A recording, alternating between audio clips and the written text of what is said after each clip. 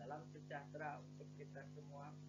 Perkenalkan, nama saya Ismoyo Arif Munandar dari Teknik Mesin Universitas Dana Badra Yogyakarta.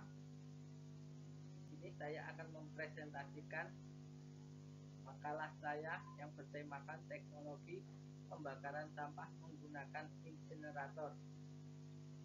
Untuk itu langsung saja ke topik pembahasan. Insinerator adalah tungku pembakaran untuk mengolah limbah padat yang mengkonversi materi padat atau sampah menjadi materi gas, abu, atau bisa disebut bottom ash dan fly ash. Pada insinerator terdapat dua ruang bakar yang terdiri dari primary chamber dan secondary chamber. Primary chamber sendiri berfungsi sebagai tempat pembakaran limbah padatan. Sisa pembakaran di primary chamber dapat berupa padatan tak terbakar seperti logam, kaca, dan abu mineral maupun karbon berupa arang. Untuk secondary chamber sendiri, gas hasil pembakaran dan pirolisa perlu dibakar lebih lanjut agar tidak perlu mencemari lingkungan udara. Untuk pembakaran di secondary chamber disuplai oleh blower dalam jumlah yang terkontrol. Proses pembakaran menggunakan insinerator.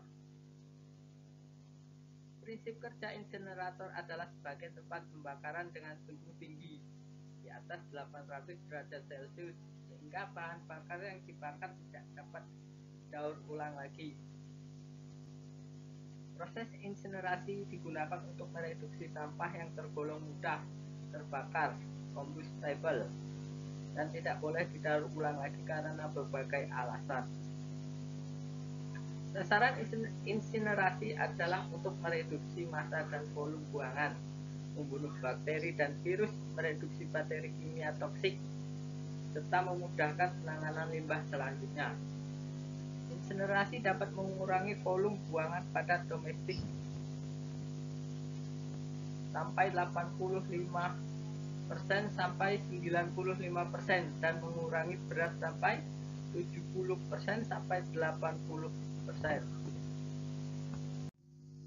Proses insinerasi berlangsung melalui 3 tahap, yaitu mula-mula membuat air dalam sampah menjadi uap air. Hasilnya limbah menjadi kering yang akan siap terbakar pada suhu 105 derajat Celcius. Selanjutnya terjadi proses pirolisis, yaitu pembakaran tidak sempurna, di mana temperatur belum terlalu tinggi, di antara 150 derajat Celcius sampai 300 derajat Celcius. Untuk fase terakhir adalah pembakaran yang sempurna, yaitu 800 derajat Celcius atau di atasnya.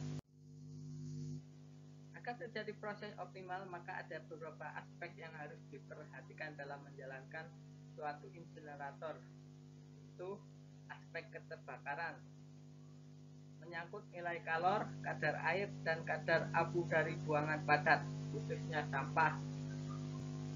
Untuk aspek keamanan, menyangkut titik nyala, tekanan uap, deteksi logam berat, dan operasional insinerator. Aspek pencegahan pencemaran udara, menyangkut penanganan debu terbang, gas toksik, dan uap metalik. Potensi bahan bakar yang ada di Indonesia dan dunia. Tidak dapat dipungkiri lagi bahwa masalah sampah bukan hanya di satu atau dua kota saja di Indonesia. Hampir semua kota mempunyai masalah pada pengolahan sampah, karena sampah adalah masalah sehari-hari, baik dari sampah rumah tangga, industri, pusat perbelanjaan, dan sebagainya. Sebagai contoh, di kota Semarang, di beberapa wilayah masih terdapat masalah pengolahan sampah. Beberapa negara lain seperti di China, Singapura, Jepang, Amerika, Australia, dan sebagainya mengolah sampah di negara mereka menjadi energi dengan bantuan insinerator. Contoh di Jepang, 75% sampah diolah dengan cara dibakar. Pembakaran sampah dengan insinerator diolah menjadi energi dan abu pembakaran dapat digunakan sebagai bahan materi pembangunan atau jalan, sehingga permasalahan sampah di negara-negara tersebut berkurang dan lebih tertib, dan juga memanfaatkan kemampuan arsitektur untuk memperbaiki citra sekaligus mengubah persepsi masyarakat terhadap tempat pengolahan limbah tersebut. Potensi pengaplikasian insinerator di Indonesia. Bandingkan dengan pembakaran, penerapan sistem ini masih rendah dan kesulitan operasional. Dilaporkan di beberapa instalasi aktivitas pada instalasi insinerator limbah dapat didirikan sebagai berikut: pengiriman limbah, penyimpanan, pretreatment, pemulihan insinerasi atau energi, pengendalian emisi gas buang residu padat, manajemen dan pengolahan air limbah. Sejauh ini pengaplikasian insinerator diterapkan untuk pengolahan limbah rumah sakit.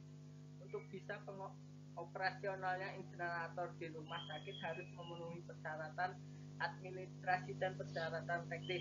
Persyaratan administrasinya antara lain memiliki izin lingkungan, akte pendirian perusahaan, izin lokasi, surat izin usaha perdagangan SIUP, izin usaha tetap, izin usaha industri, izin mendirikan bangunan atau IMB, izin penyimpanan limbah B3, izin pembuangan limbah cair.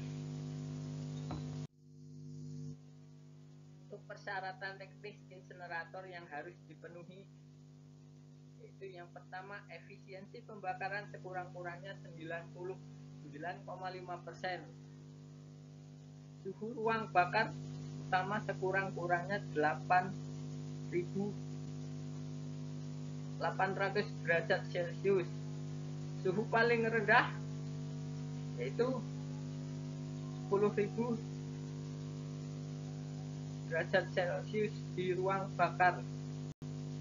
2. Dengan waktu tinggal singkat 2 detik. Untuk selanjutnya, memiliki alat pengendali pencemaran udara berupa watt scraper atau sejenisnya. Ketinggian cerobong paling rendah 14 meter. Cerobong dilengkapi lubang pengecekan emisi, 7 emisi atau gas buang memenuhi standar. Di Indonesia penggunaan insinerator di rumah sakit belum banyak karena berbagai kendala. Berdasarkan data Kementerian Lingkungan Hidup dan Kehutanan bulan Juli 2018, dari 2.800 rumah sakit di Indonesia yang memiliki izin operasional insinerator baru 3,3%. Maka dengan demikian dapat kita simpulkan insinerator adalah alat yang digunakan untuk proses pembakaran sampah.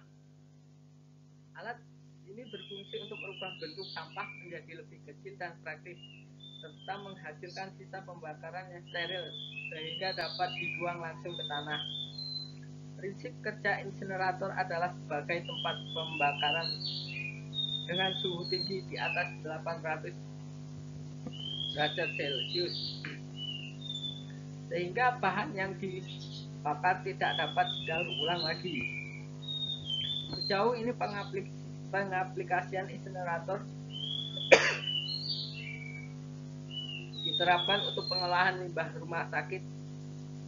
Untuk bisa operasionalnya insinerator di rumah sakit harus memenuhi persyaratan administrasi dan persyaratan teknis.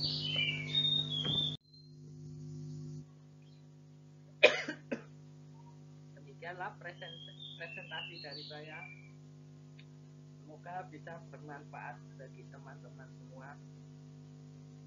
Apabila ada salah-salah kata, saya mohon maaf. Kepada Allah saya mohon ampun. Saya akhiri dengan wassalamualaikum warahmatullahi wabarakatuh.